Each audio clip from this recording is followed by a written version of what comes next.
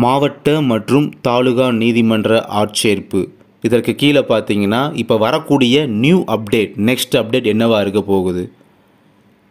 மற்ற எல்லா ப்ராசஸ் முடிஞ்சிருக்கு. இப்போ நெக்ஸ்ட் அப்டேட் வந்து செலெக்ஷன் லிஸ்ட்டு வரப்போகுதா, இல்லை அகெயின் மீண்டும் சர்டிஃபிகேட் அப்லோடு அப்படின்ற மாதிரி விஷயங்கள் எதுவும் வரப்போகுதா அப்படின்னு பார்த்தோம்னா, நம்ம இப்போ வரக்கூடிய பிப்ரவரி 2nd வீக்கில், இப்போ பார்த்தீங்கன்னா பிப்ரவரியோட ஃபஸ்ட்டு வீக் எண்டில் இருக்கோம். பிப்ரவரியோட 2nd வீக்கில் பார்த்தீங்கன்னா அகெயின் சர்டிஃபிகேட் அப்லோடை பற்றின ஒரு அப்டேட் தான் நம்ம எதிர்பார்க்குறோம்.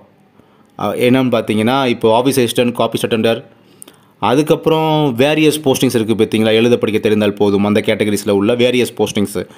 ஸோ இந்த 2 நோட்டிஃபிகேஷனுக்குமான அவங்களுக்கும் சர்டிஃபிகேட் ரீ அப்லோடு அப்படின்ற ஒரு கான்செப்ட்டு நம்ம இந்த பிப்ரவரி மந்தில் 2nd வீக்கில் வந்து நம்ம மிக அதிக வாய்ப்புகள் இருக்குது.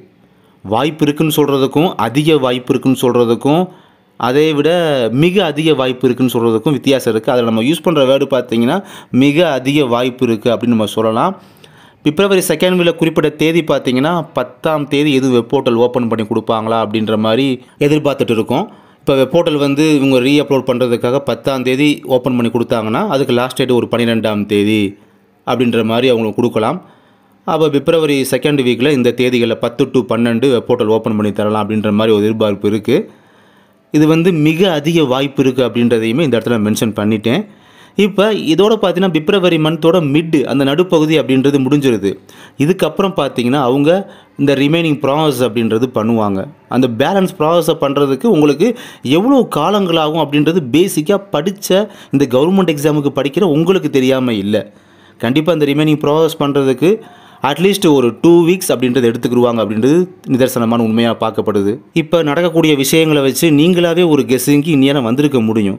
அப்போ பிப்ரவரி மிட்டில் இந்த சர்டிஃபிகேட் ரீ அப்லோட் சம்மந்தப்பட்ட எல்லா விஷயங்களும் முடியுது அப்படின்னா இந்த பிப்ரவரி மிட்டிலிருந்து 2 வீக்ஸ் அப்படின்னு சொல்லும் போது பிப்ரவரி 28 வரை ஆயிடுது. அப்போ பிப்ரவரி மந்தே பார்த்திங்கன்னா ஃபினிஷ் ஆகிடுது.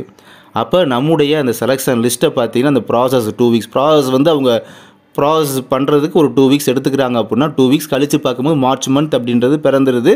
நம்முடைய எதிர்பார்ப்பு பார்த்திங்கன்னா நம்முடைய செலெக்ஷன் லிஸ்ட்டு வர்றதுக்கு வந்து நம்முடைய எதிர்பார்ப்பு அப்படின்றத மார்ச் மாதம் கண்டிப்பாக வைக்கலாம். அதனால் நம்பிக்கையாக இருங்க. இன்னும் சில வாரங்கள் மட்டும்தான். மார்ச் மந்தில் நம்முடைய செலெக்ஷன் லிஸ்ட் அப்படின்றத கண்டிப்பாக எதிர்பார்க்கலாம்.